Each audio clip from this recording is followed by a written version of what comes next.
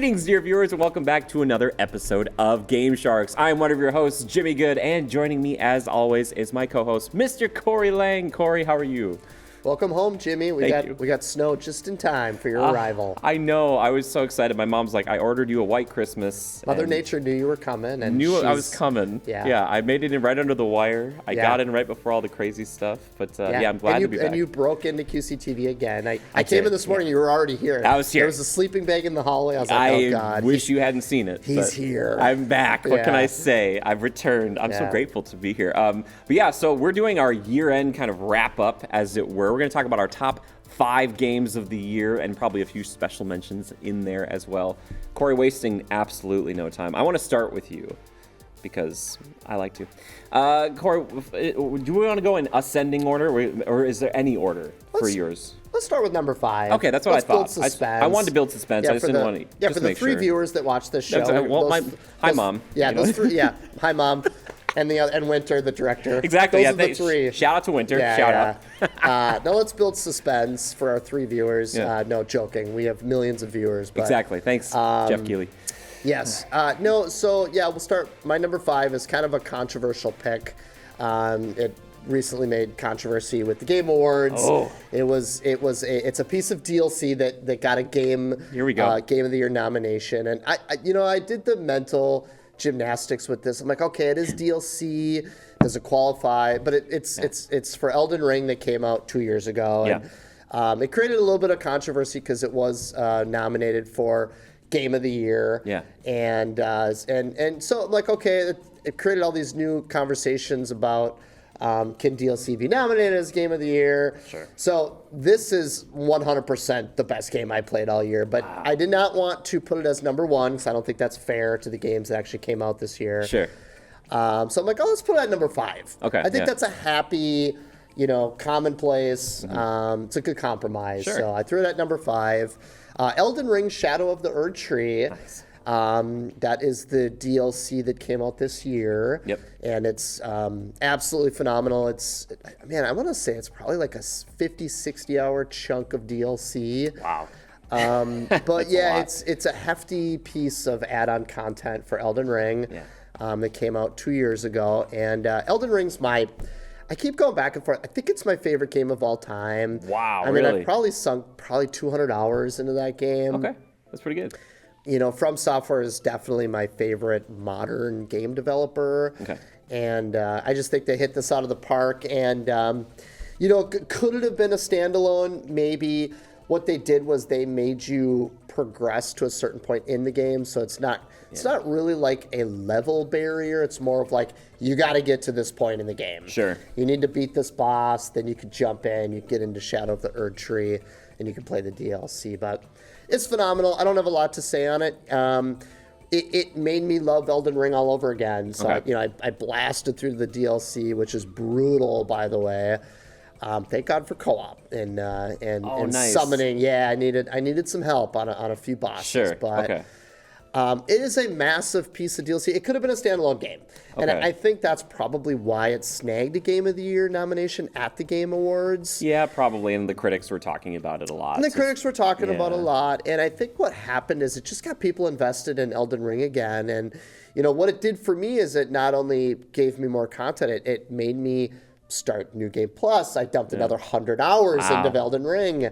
And it just put this, awesome ribbon on it. And they just so happened to announce more Elden Ring, which we might not get to on this show, but sure, yeah. It's just a beast, and it just keeps going. Okay. I'm gonna say, it's DLC, yes, but I think it's worthy of discussing. So I threw it at my number 5. Yeah.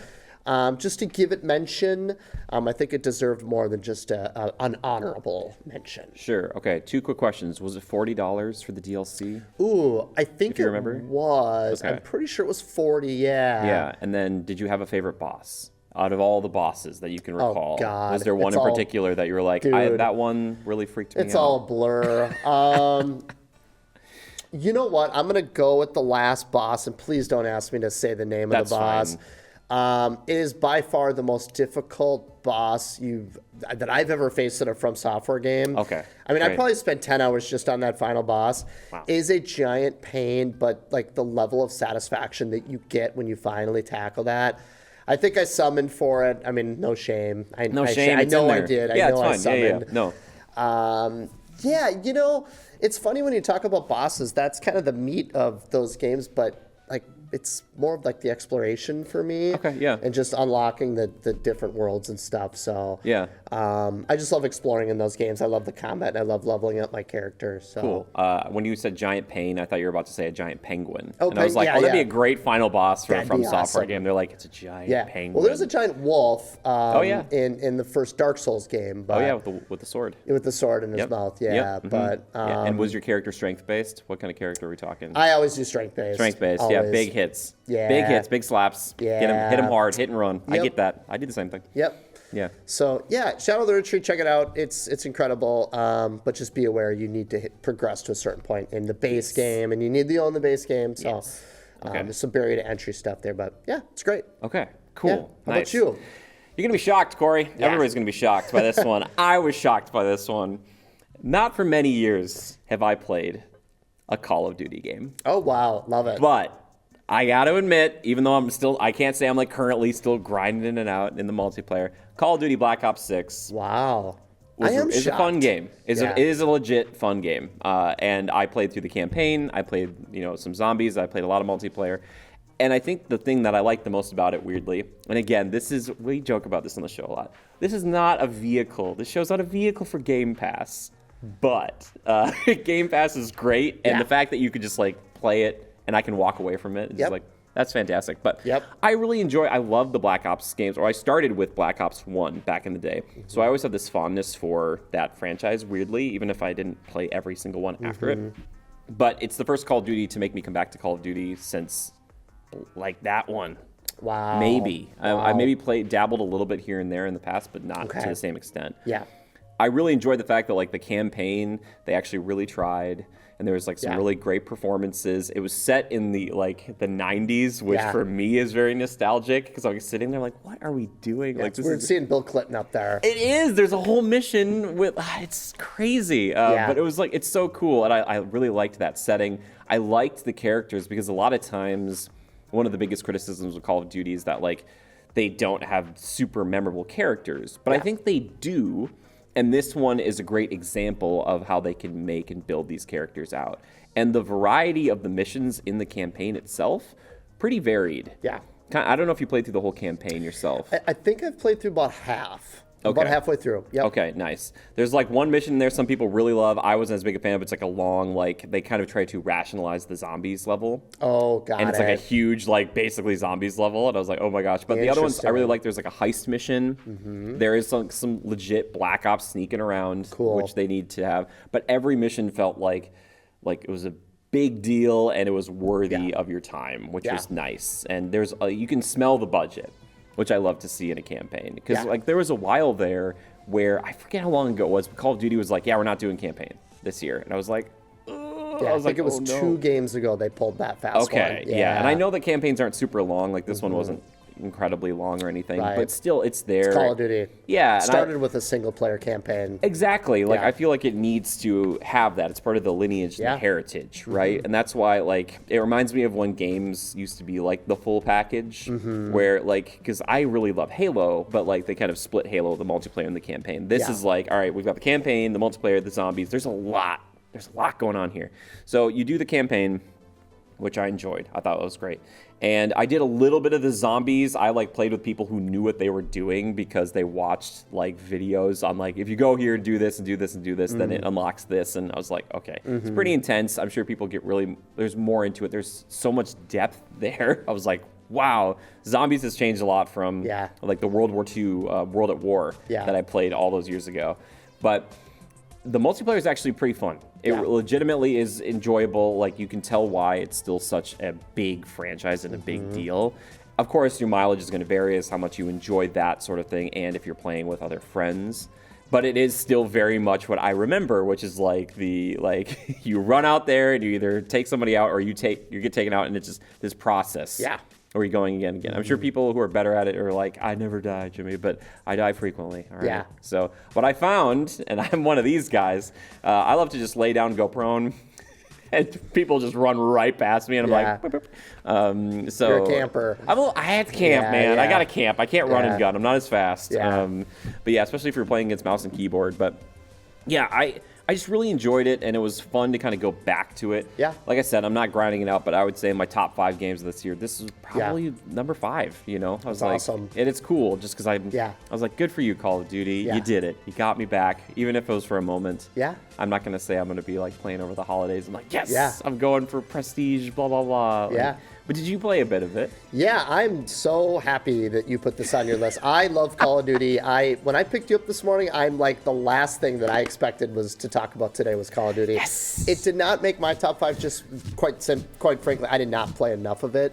To justify a top 5 slot. But yeah, no, best in class shooting mechanics. Yes. And it's still running on the Source engine, which like powered like the original Half-Life games. Wow. Yeah, a lot of people probably don't know this, but like they I don't know if it was like a contract or if they licensed that engine from Valve.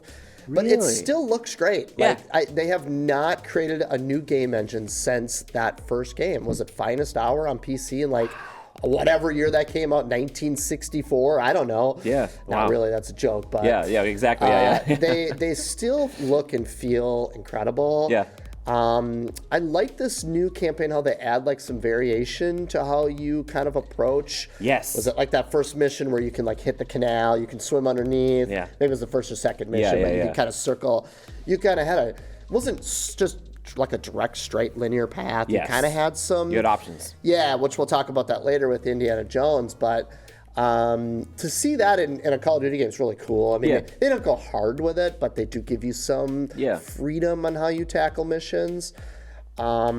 And I love the early 90s setting with seeing Bill Clinton up. That's just super funny. So funny. And you're like infiltrating Saddam's palace and stuff like this. And like, and they have like you can buy perks too. Right. Like in the actual campaign. So that's kind of like an interesting thing where you have to like find money in the levels to do that. Yeah. I don't know, the whole setup and everything, it feels like a big budget movie, which Call of Duty campaigns should always feel like a big budget action movie. Yeah. You know, it's like, it's great. The only thing I don't like about where Call of Duty is heading into 2025 in just a couple weeks here is it's such a minor complaint, but like, so I did the Game Pass. Yeah. That's how I'm playing this game, just like Indiana Jones. I didn't purchase the product, but it's weird to engage with a product through a launcher where you don't see where your money is spent.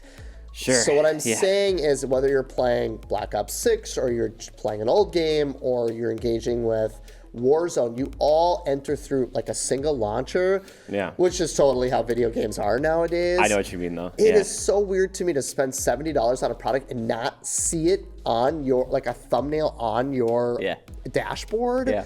So you have to enter through this like launcher, which is a Call of Duty launcher, so it's not that big of a deal, and then you can engage with the product. Yeah. I don't like that. I agree, because I remember when I first booted it up, I'm like, okay, what's this Portal thing? And it was like, do you want to play Modern Warfare 3? And I'm like, wait, what? It's confusing. Look, man, if I spend $70 on a product, I want to see it right there. Show me there the it product. is. Yeah. And it is. It's just an extra step. And but the flip side to that is it's all integrated very well. Yeah. So and I get why they did it. So if you're toggling between Black Ops 6 or Warzone, it's all just right there. Yeah. It's all fluid and it's all interconnected. And it's very nice and it works. It's just that's weird to It's weird to do that, but no, good pick, man. I'm gonna wrap it up before my Game Pass subscription ends. And I love Call of Duty, so it's I'm just behind. Yeah, it's all right. There's a lot. Yeah. There's a lot. Yeah. But yeah, so that's my number 5. Okay. Great pick. Thank you. Well, I want to surprise. So, okay, what's your number 4?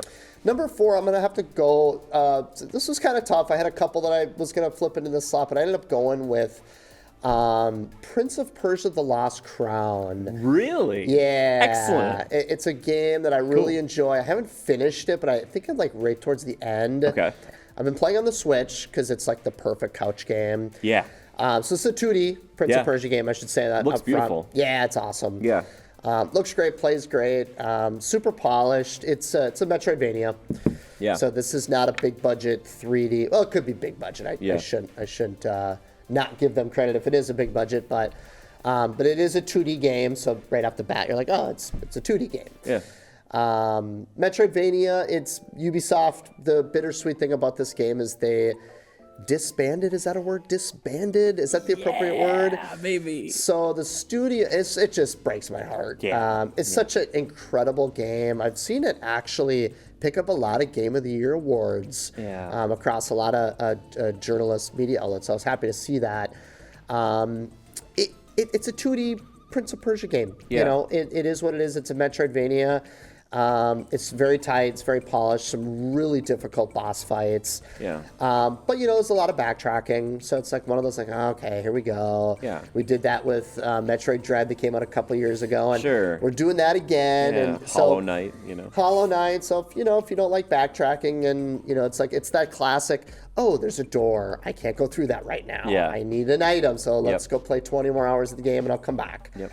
I really like that. Yeah. You know, and I think that's, you know, quote me if I'm wrong, I think this is how Prince of Persia got its start. I think it gave birth in a 2D yeah, platform. I think you might be right. Yeah. I think the first one was more of like an adventure game, less of a Metroidvania. Okay, yeah. But this is 100% a Metroidvania. Yeah. It's not a roguelike or anything like that. It's just... there's a new character you're playing. Mm-hmm. Please don't ask me the name of that character because I won't be able to tell you. He's the Prince of Persia. Yeah. That's all you need to know. But there is a story there. There's some subplots and extra characters, and there's some progression, and you can level up your systems and da-da-da. Yeah, and of course, it's that whole thing, right? Yeah. You kind of get the idea, but it's a loop, and I like that loop. Yeah. You know, I like that. Bang your head against a boss for an hour. Okay, you progress, you earn some stuff. You go spend your stuff, and you level up your character, and then you can go back into the world just even tougher and stronger. And it's a loop, and I enjoy it. And this is a good one. Cool. It's a good one of those. It's a bummer that they closed that studio. To my understanding, I don't think they technically closed it. I think they're moving staff around to other games, to my knowledge. Okay. I don't want to make this super dark, but I heard they moved it to a project that's been in development for a decade. What's the game where you're a female protagonist running around with a camera? Beyond Good and Evil? Oh my gosh, Beyond Good and Evil 2? Yeah, Beyond Good and Evil 2. Oh no. Which is kind of controversial because that game's been in development for 300 years. Oh my gosh, wow, so so I think what's going on is they moved a lot of the staff from this game over to that game to get it finished. Yes. Which makes sense. Yeah. But I know there was some quotes floating around on Twitter oh, we really wanted to make a sequel to Prince of Persia. Now we're over making this other game. And so it's kind of a bummer. I think a lot of people really wanted a sequel to Lost Crown. I hope they get to do it. Well, what they could do. And the thing is, it doesn't sound like they were let go, but usually when this stuff happens, and had they been let go, I would have been not surprised at all to see them hop on Kickstarter and be like, hey, it's the same team. We're going to do it. It's not going to be Prince of Persia, but it's going to be... Well, that's how Machine Games got started. Right? They used to be the Butcher Bay studio. I don't remember what they... Well, we're going to talk about this later, but it's a bummer. It's a great game. Cool. It's a fantastic game. It actually might have been higher on my list if I would have finished it. Yeah.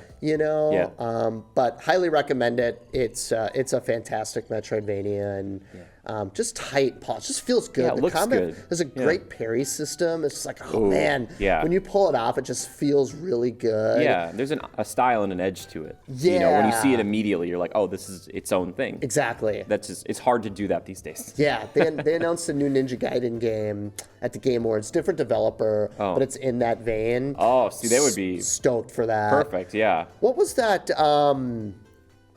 What was that game that came out 2 years ago that we loved? It was a roguelike. Dead Cells. Thank you, Dead Cells. I went back to that recently. Yeah. And guess what? It's great. I was horrible at it because I was playing off the old save, and I'm like, I am horrible at this. I was because at this point I was all tuned up and I was ready to go, but now I'm like, I don't know how to play this anymore. But if you love that weighty combat of Dead Cells, the hits. Yes, exactly. You're gonna love Lost Crown. Okay, cool. So it's that. It's cool. That, but not a roguelite Metroidvania. Yeah. So, okay. Yeah. Anyways. I'm not as much of a Metroidvania guy as you, but I give it a shot. I give it a shot. I think you'd like it.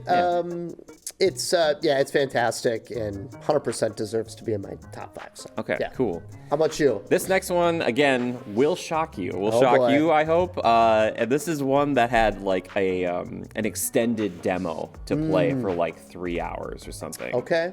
Unicorn Overlord. Oh, okay. Now I this can't was wait.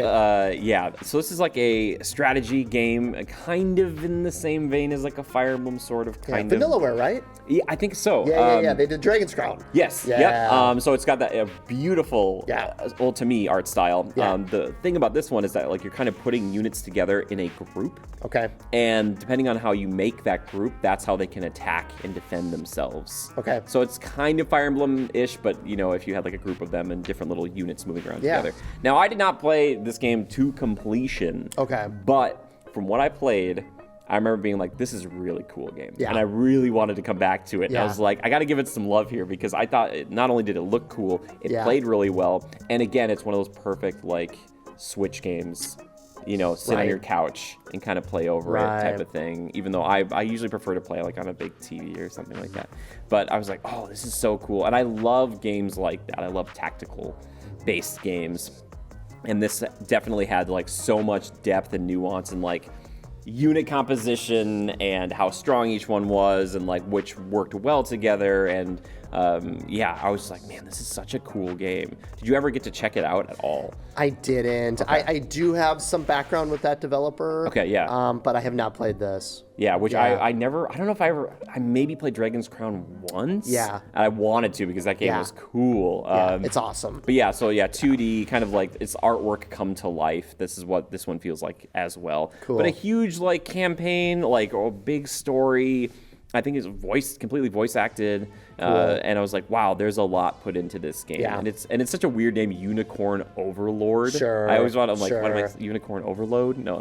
When you say those words without knowing the graphic style, I'm thinking like a lot of bright pink and purple. Exactly. Unicorn. That's what you think of. Yeah. You think of like a colorful poppy game. Yeah. But I was like, I wanted to give it some love because when I was playing it, I was like, man, this is cool and really interesting, and there's so much more to it. And I've still thought about it. And when I was looking back over the year when that popped up, I was like, oh yeah, that was a really cool game. Because like I said, they had and they might still have like an extended demo, and basically you can play it for a certain amount of time and then it just cuts you off. Got it. So you can go back to your save of your demo multiple times. It's one of those types of things. Yeah. I was like, it's such a cool game, and I wish I could have given it more time, but yeah. Totally. This is one that I really should have went and played because I love Vanilla. I love Dragon's Crown. Yeah. Funny quick story.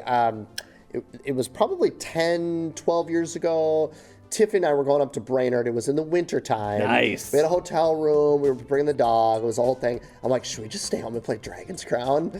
Because it was a co-op side-scroller beat-em-up. Yeah. But with like RPG elements. Mm-hmm. And I remember going to Brainerd and thinking, like, I was thinking about Dragon's Crown the whole weekend. Dude, like cool. That's how great it was. My wife and I played through it on PS3, but no, Unicorn Overload. Like, this game is like made for me. Like, I love Fire Emblem, and I love Vanillaware. It's add it to the list of games I didn't get to this year. I know, right? Yeah, I was like, I gotta show it a little bit of love because it really was cool. It felt kind of unique in the the gaming sphere, and I just was like, this is an interesting game. I know that a lot of tactical games kind of put people off because it's like, oh man, there's so much I have to think about. But it did kind of do that thing that a lot of them are getting better about. It's like hand holding you through the first bit. So it's like, all right, we're going to teach you how to play this before we're like, all right, good luck. You know, where it's like optional objective. Finish this in 3 turns or whatever, which every time, I don't know if you're like me, Corey, but every time I see the term optional objective in a video game, all I read is mandatory objective. Yeah. And it drives me nuts if I don't do Yeah. it. Like playing Assassin's Creed, it's like, you didn't 100% sync that memory. I'm like, what did I not do? They're like, well, you didn't sneak around the corners just right. And I'm like, so I go back and do it again. So Unicorn Overlord, shout out from me. I would give it the 4th best game. Good pick. The one that I played this year. Yeah. So good pick. Yeah. Well, thank you. Well, man, I gotta check that out. Yeah, check it out. Check it out in the demo. My list could be so differently this year if I would have played RoboCop or maybe Star Wars Outlaws or like I have a hunch you're gonna talk about Space Marine 2. Who knows? But we'll see. Who knows? Just a little teaser. I didn't get to that either, and Unicorn Overlord. Sorry, is just another one on a pile of games that I did not get to this year. But yeah. nice. Okay, now we're moving in the top 3. Indiana Jones. That's your bronze? I don't have a whip. I love it.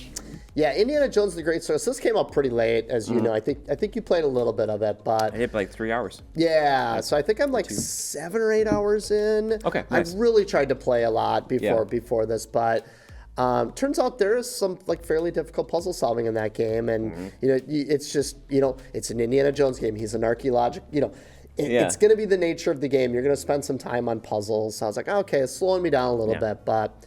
So Machine Games, who did the most recent Wolfenstein games. Yes. And now they're back with a full-fledged AAA. This thing looks like they spent $1 billion on it. Yeah. Visually stunning, super polished, tight, 60 frames. Just feels and looks great. Yeah. You do get a gun. They encourage you strongly to not use it. Do they? I mean, I don't know. You don't get very many bullets. I was going to say, I felt encouraged. I was like, I need to use this. No, yeah. Well, the cool thing about it is, like, if you do use it, it, like, feels like you're committing a really serious crime. Dude, I felt bad. I was like, wait a sec. Indy says and does nothing. He's just like, yep, we took him out. I'm like, okay, all right. Like, I don't mean to sound like a violent maniac, but, like, it's very exciting to use the gun in that game. Because, because it feels so, like, oh, my God, I just committed this, Yeah. And that fits with the character. If you watch those old movies, he's not running around shooting. He does have a gun. Yeah. Raiders is arguably probably the most violent, maybe. He'll gun him down. He'll gun him down if he has to. But anyways, they encourage you to, stealth your way around. You're picking up, like, brooms and guitars, and you're smashing dudes over the head, and you're doing the fist fight. And personally, I think, like, the combat mechanics are really satisfying. Mm-hmm. It's not perfect. Could certainly be better, but...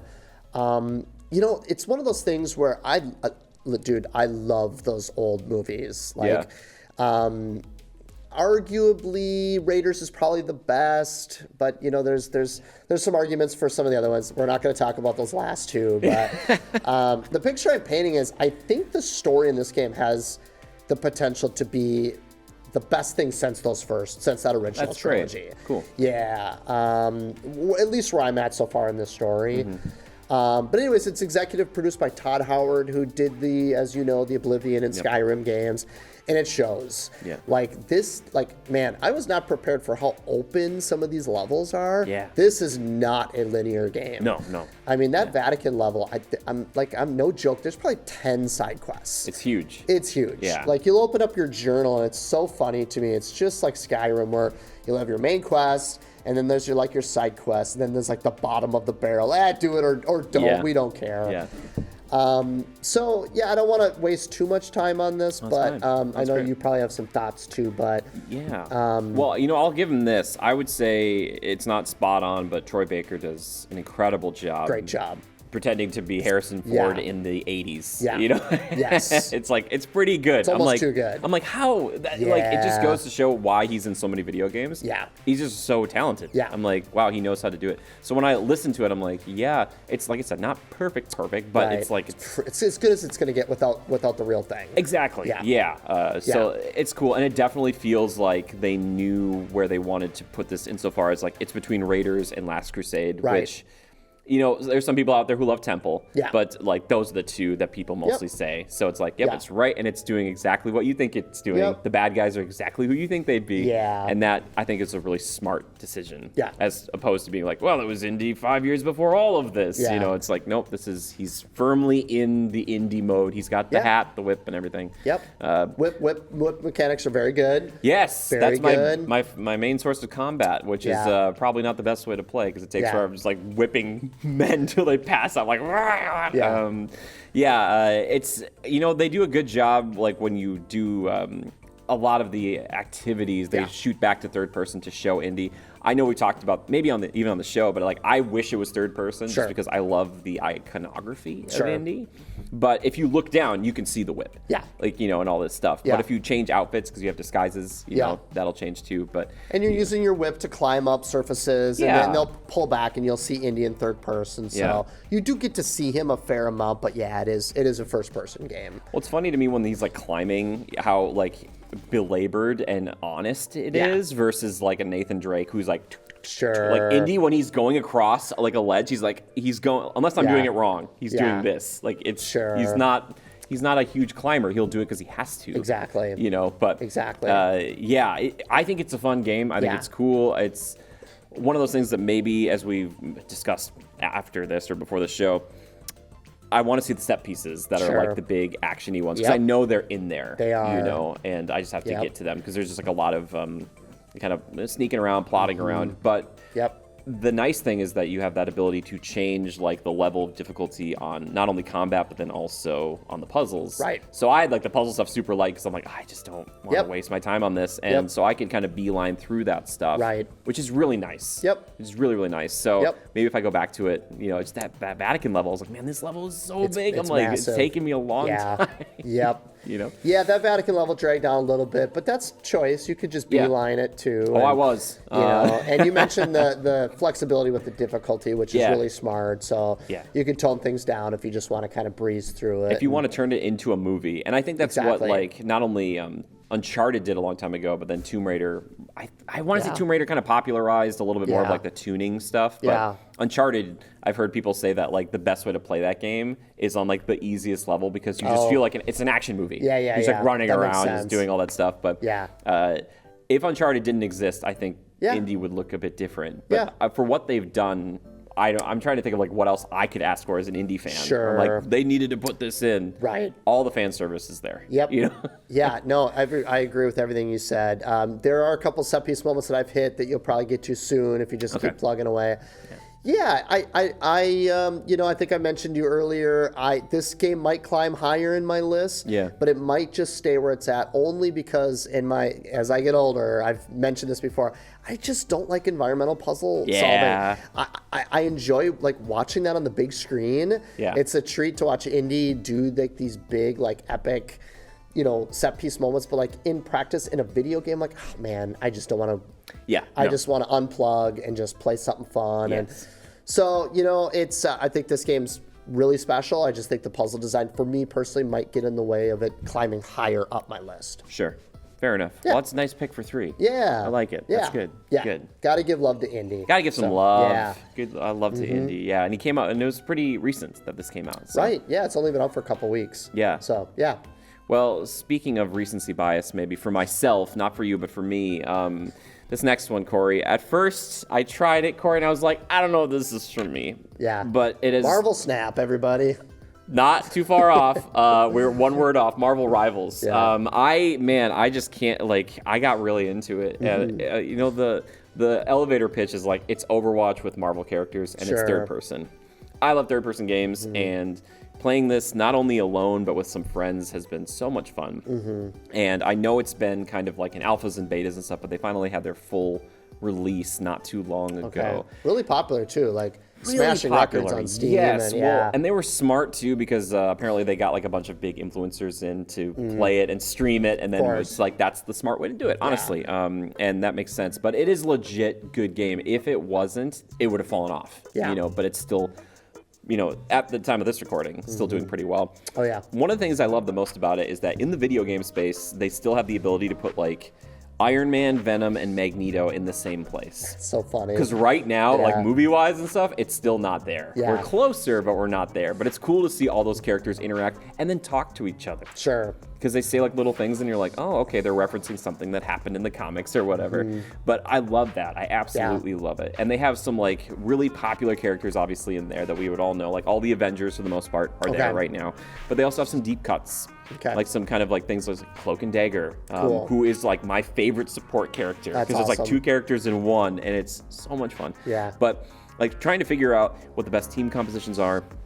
And then on top of that, like this mechanic that, again, Overwatch doesn't have, but it's like, all right, so if I play Magneto and you play Scarlet Witch, just by you being there, I as Magneto get a new ability. Oh, interesting. That you don't have. If was Scarlet that an Overwatch thing too? No, they didn't have like a pairing mechanic. Got it. Interesting. So they have stuff like that. Or if you play like Rocket, or his name is Jeff the Shark, which is their kind of their mascot.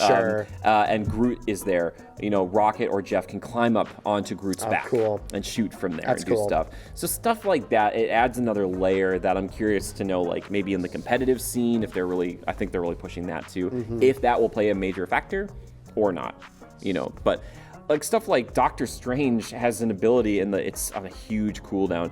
He can open up a portal, and he can put it almost anywhere. Okay. So you start doing stuff where it's like, all right, I put a portal behind where they're coming out of, and then it's like we ambush them, and they had no idea we were there. Oh, sure. Or you have someone throw their ultimate ability through the portal, and it destroys all of them on the other side. I'm like, that kind of stuff. I'm like, it's cool. I'm like, you're taking chances. Yeah. Huge chances with this, and it's paying off. Cool. It's just a fun game, and of course, because it's like a team-based hero shooter, there isn't the progression. It's not like my abilities are getting any stronger or anything. I'm just hopefully getting slightly better with those characters. Yeah. And like the hope and idea of other characters later on. Like it's a fun game to just like play with your buddies. Sure. And even the most basic characters like the Punisher are super fun to play. Oh, cool. And have way more depth than they ever should. Yeah. Because you'd be like, oh, it's just like Soldier he's 76. got a gun and no, it's like he's got an assault rifle, he's got a shotgun, he can hop into a turret, he can use a little grapple launcher to get from place to place, and his ultimate has got 2 miniguns and like missiles that like launch. Wow. And he can just wreck shop. So they just overdeveloped each character. Overtuned all of them. Cool. And like Scarlet Witch is so much fun. They're probably gonna nerf her, but she's so fun, and she's basic. She has like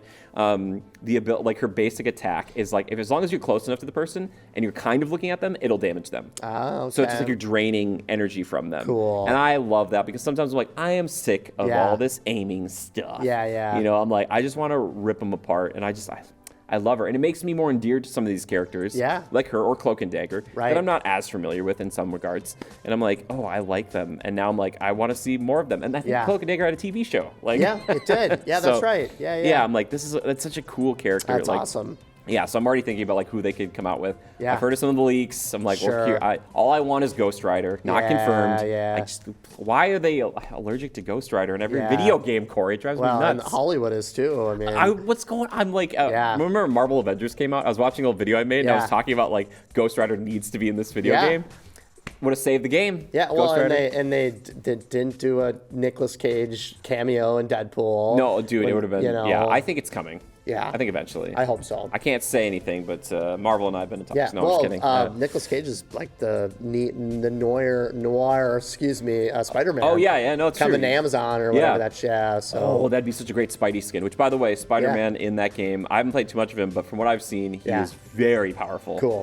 Like, very strong. Cool. Like, people are saying he probably is in the wrong game because it feels not to the same level as, like, Insomniac's. Yeah. But, like, the swinging stuff feels really good. And he's so hard to pin down. Okay. So, yeah. Cool. It's just such a cool game. So you tried it a little, right? I haven't. Yeah, okay. No, again, I'm behind. This is free to play, right? It's completely free to play. Cool. Yeah, that's awesome. So that's how they get you. That's great. There's a battle pass and stuff. Yeah, of course, skins and stuff and cosmetics. I understand they have to get money somehow. Well, of course. And I was thinking back to Overwatch when it first came out was full price game. Sure.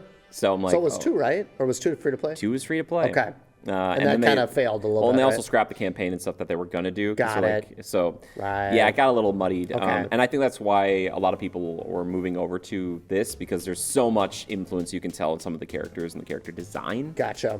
But it's like, okay, I understand that we want something fresh and new. And these characters we also really love. Like, I love a lot of these characters. I've loved them for many years, and it's fun to play them in a game like this. Even though some of them I'm like, I want to like Hulk more. But Hulk is like, you start off as Banner. You can turn into Hulk right away if you want, but you don't have to. And then you can turn to Hulk, and then his ultimate is he turns into like savage, big green Hulk, even more so. Yeah. So there's like layers to the characters where I'm like, oh boy, like it's gonna take a while to figure this out. Cool. But yeah, it's a great game. Check it out. Yeah. Check it out. I'll play anytime. I mean, admittedly, this is like not the kind of genre of game that I typically go for, but I love Marvel, and I'm a sucker for anything with Marvel characters. So I'll definitely check it out, especially if it's free to play. I mean, And like I said, maybe it's recency bias on my point, but like there were some nights I was playing by myself just because I wanted to. I was like, ooh, for a game that has like no progression that I like, I'm like, okay. Yeah, no, I don't think you're alone. I think a lot of people are really digging this game. I think it's a big success. You can tell they've put a lot of time into it. Yeah. Where it's like, cause some of the stuff, like I said, the strange portal thing, I was like, this would break a lot of games if they were just like, your whole team could just jump up behind the other team. Right. I'm like, they pull it off. I'm like, wow, cool. It's great. It's really awesome. good. Yeah, that's cool. All right, number 2 for you. What's 2. What's the silver place? Black Myth Wukong. Excellent. Yeah, from Game Science. Yeah, it could, dude. Like, it could be number 1. Again, another game. Forgive me that I've not finished. That's okay. I swear to God, 2024 was the games of the. My number one, I did finish. So okay, that's good. Yeah, this is my next game I did, but yeah, no, I'm pretty close. Oh yeah. So I think I don't need to go into too much detail. I kind of went into it back when this game launched, but this is that sort of Chinese mythology. Souls-like martial arts focused game. You play as the Monkey Man. Yeah. Developed by Game Science. It's based on a piece of literature. Forgive me, I can't. Journey to the West. Thank you. Is that what it is? Journey to the West. Which also Dragon Ball Z. Nailed it. Dragon Ball was based off of. Got it. Yep. Yeah. So I think at the time of this recording, I think it's still a PS5 exclusive. Yeah. Yeah. I think so. I think it is coming to Xbox. Oh yeah, you're gonna love it. Okay, cool. It's phenomenal. Sick. It is punishing, but not like From Software level of punishing. Okay, cool. There is no co-op in this game. Yeah. So if you are banging your head against the wall, you are screwed. I am sorry. However, the fast travel system is awesome, and the backtracking is optional. Cool. And it's one of those things where you light the bonfire. It's not a bonfire, but it is a bonfire. Yeah. You light some incense, and it lights up, and that's your bonfire. Yeah. So you can travel back to those incense stations. Okay. And you can grind. So if your character is underpowered, well, just go back. And the level design is so fun, and it's so well done that it's a joy to go back and kind of grind. So it doesn't ever feel like stale or boring or kind of like, oh man, I really don't want to go back and grind, but I have to. It's fun, and it always feels good to go back. Yeah. So it's a Souls-like martial arts focused game. Cool. It's running on the Unreal 5, so it's absolutely gorgeous. Yeah, You know, it looks if beautiful. Indie didn't come out, I might say it's the best looking game I've seen. Oh, wow. But now I've been playing a lot of Indie. I'm like, okay, this game looks really good too. So, some stunning games that came out this year. Oh, and totally. this is one of them. Okay. So it's skill based. You got a staff. You're going through. You're leveling up your character. There's a lot of bosses.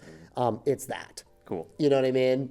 We've talked about it before, and it's one of the better ones I think that I've played. Okay. You know, you have what's the one that they just released a sequel this year? It's not the Surge; it's the other one. Oh yes.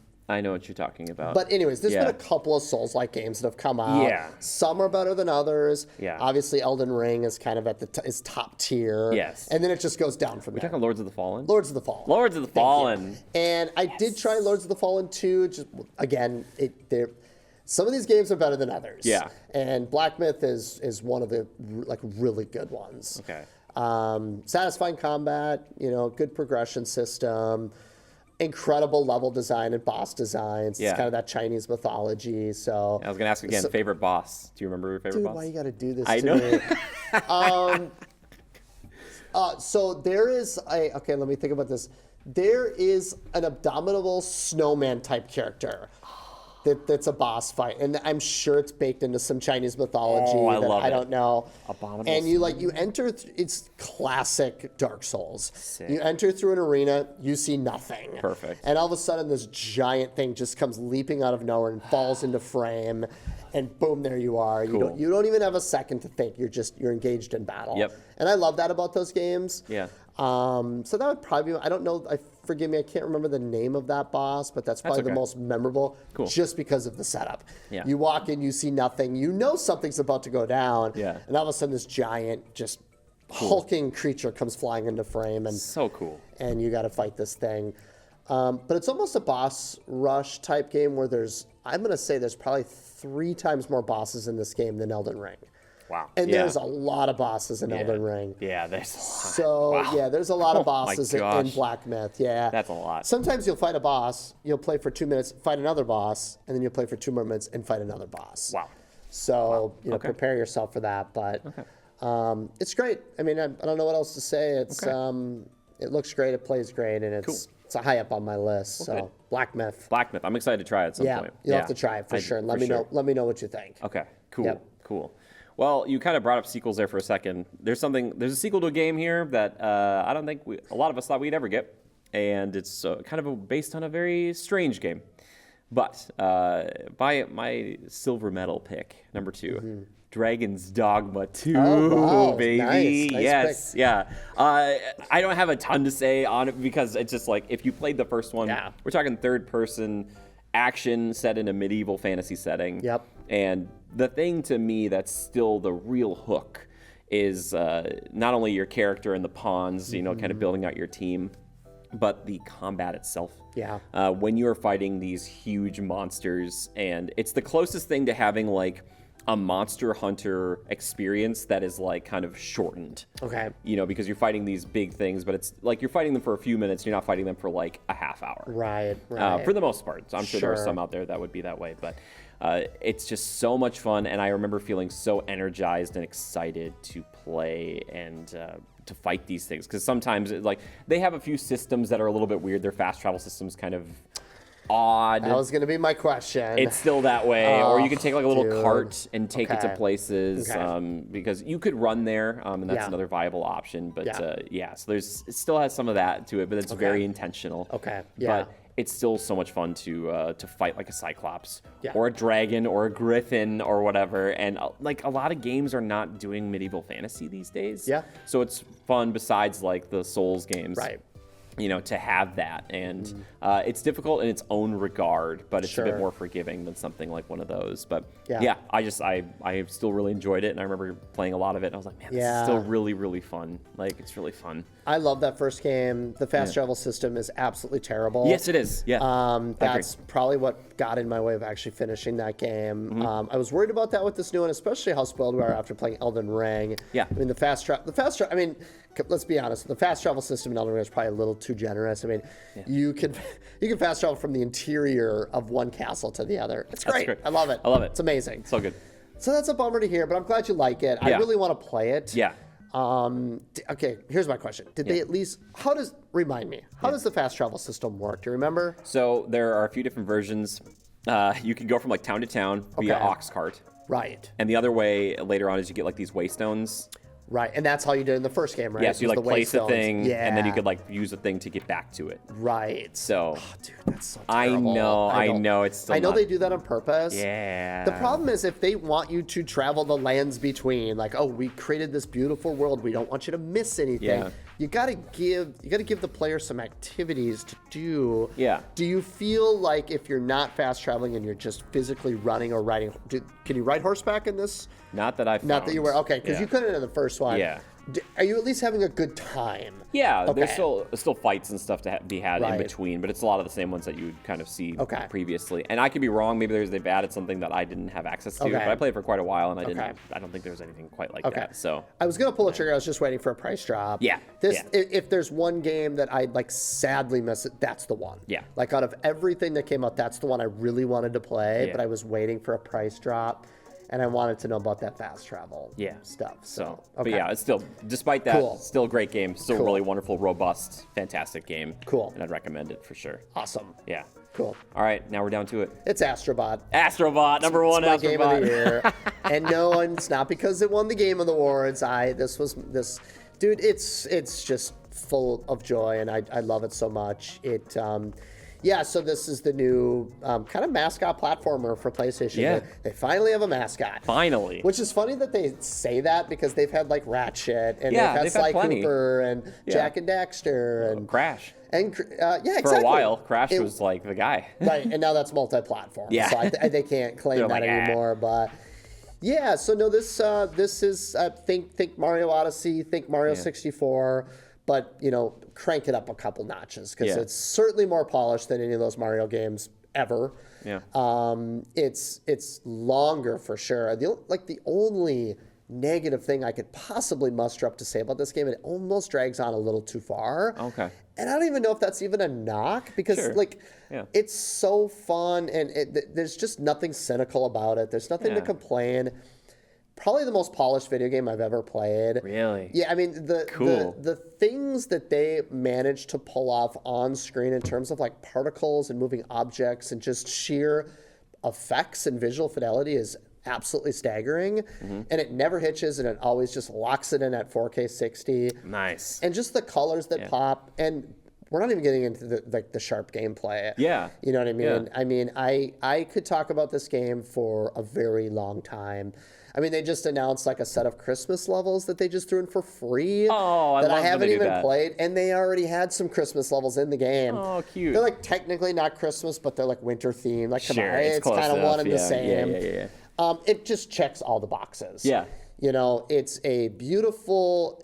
Like the other thing too is like the game's pretty easy for the most part, but there are some like secret levels that you can unlock that are literally some of the hardest things that I've done in a game all year. Really? And that includes Elden Ring and Black Myth. Wow. Like, dude, I have not thrown a controller in a long time. These controllers are expensive, Jimmy. Very expensive. And I generally don't have a temper. Like, I'm a pretty chill guy for the most part. Like, I can get mad. Like, I mean, I'm still human. Yeah. But you're chill. You're calm. Yeah. Like, dude, there are some levels in this game that will push you to the brink of madness. In a good way. Yeah. In a good way. And they're completely optional. Yeah. So, like, man, I'm just going to stop because it's such an amazing game. Yeah. I'm so happy it exists. I highly recommend it. Even if you're not into 3D platforming, check it out. Yeah.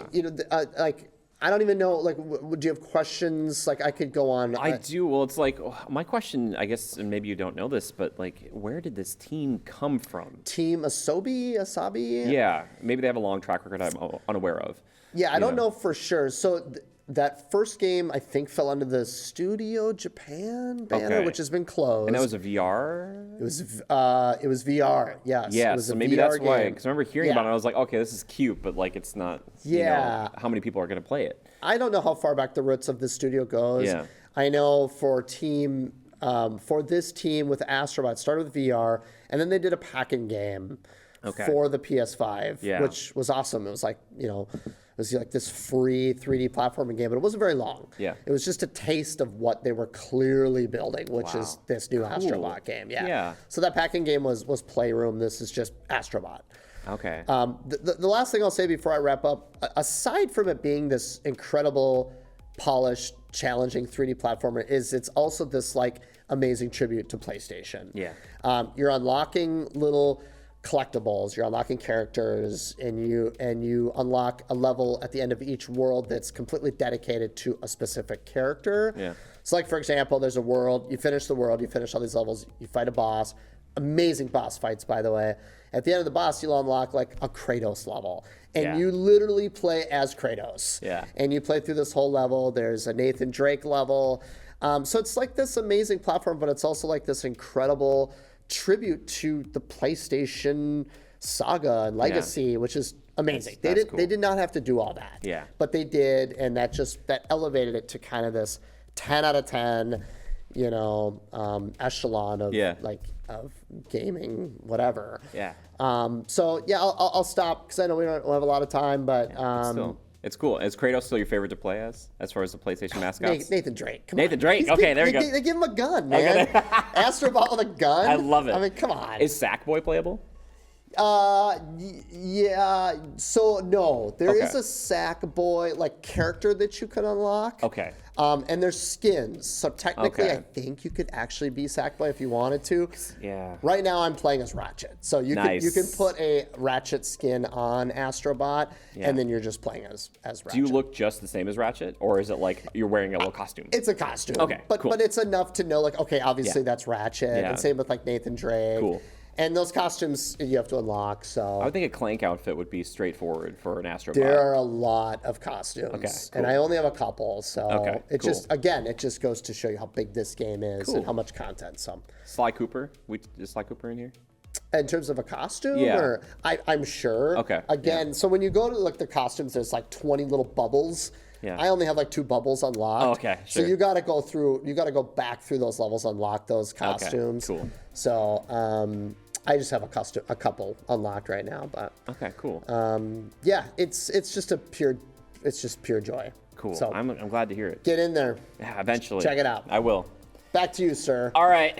There's only 3 words Marvel Snap. that everyone needs to hear 2 from me words. right now. It's for the Emperor. Oh, for the wow. Emperor. Star Yes. Wars Outlaws. No, we're talking. My favorite game of this year, hands down, Warhammer 40K Space Marine 2. again, another sequel that I thought we weren't going to get because I love that first game, and I'm so happy this one exists. Yeah. Is it perfect? No. Yeah. No, it's not perfect, but I love it. I love it so much. And again, it's like it is my pure joy because it's just it knows what it is. Yeah. It is exactly what is on the box. Yep. You know. And again, robust package. We're talking campaign, multiplayer, and co-op missions, like all stuff that's in this game. I'll be honest, I haven't really dabbled in the multiplayer because I don't want to get beat up by my brothers because that would be very quick. But the campaign itself, pretty good, a little on the shorter side. But they also have these operations, these co-op ones. We probably talked about it on the show, but that you can kind of do to fill out the story because they actually kind of happen parallel to the story. But playing as a hulking space marine, this 8 or 9 foot tall angel of death, and walking around the battlefield, stomping around, seeing normal-sized people, and you tower over them, really filling out that fantasy, and fighting against so many of these the Xenos threat, the Tyranids. Xenos. Okay. Yes. So they're the Tyranids, and then also like Xenos is like a blanket term or an umbrella term, like the orcs fall under the Xenos threat. Got it. And I miss the orcs. I miss them. I wish they'd bring the orcs back. Yeah. But fighting them and then maybe some other chaos people later on. But it's such a fun game. It's very brutal. It's devastating. It is a little bit hard to play at first, but once you get the swing of it, you can look Nice like pun, the by the way. coolest. Thank you. You can look like the coolest person, like the best action person ever. And playing with my battle brothers is just such a treat. And going back, like it was one of those things where I played a ton up front. And I was like, okay. And then we kept coming back to it, which to me is such a mark of an incredible game. Totally. Like I was like, ooh. And they're adding things onto this. So they keep dropping new co-op missions to play together, new weapons and updates and stuff. So it's like they are going to help it. And I think it came from the Helldivers 2 crowd. Oh, like people were like, oh, I love co-op. You know, had I played Helldivers 2, that's probably be on this list this year. Sure. I didn't play it yet. Same. And I can't wait. When that comes to Xbox, man, I will be there probably day and date. Yeah. Because I love the first game. Yeah. But it's so much in the same vein. Yeah. Of like the co-op shooter versus like the world. Yeah. You know, and it was so much fun. It is so much fun, and I will keep going back to it. Yeah. The customization to make your Space Marine look any way you really want them to with the colors and the patterns and everything. That's cool. There's so much That's a there. nice touch. Yeah, and it's like a love letter, it feels like, to people who love the 40 or like 40K world and the miniatures and all this stuff. And it's I'm like, man, they just need more. Like that's the thing. Is like this feels like the first step into like more of that world because it's blowing up. Yeah. And Space Marine 2 it's well worth it, well polished, feels great, and man, crunchy, visceral, brutal combat that I'm just like, oh yeah. And I'm already thinking like the sadistic side of me is like, oh yeah, here's how I would have like, we're going to make specialized executions for each class and all this stuff. And be like, Jimmy, we don't need that. Like the Gears of War in me is like, but there's no cover. You're out there, man. Right. You're going. You're at the front lines. I love it. It's such a great game, and I highly, highly recommend it, even if you don't know anything about the 40K universe. Right. You don't necessarily need to enjoy this. No. Yeah. I knew nothing about it when I played the first game back on 360, and I loved that first game. Yeah. That was probably my intro too, to be honest with you. Yeah. Which, by the way, it's not a plug for them, but there's this new show. It's like 10 episodes long called Secret Level on Amazon Prime. Yeah. And I only watched one episode so far, but it was the Space Marine level, which is kind of acts as a sequel, I guess, to Space Marine 2. Oh, interesting.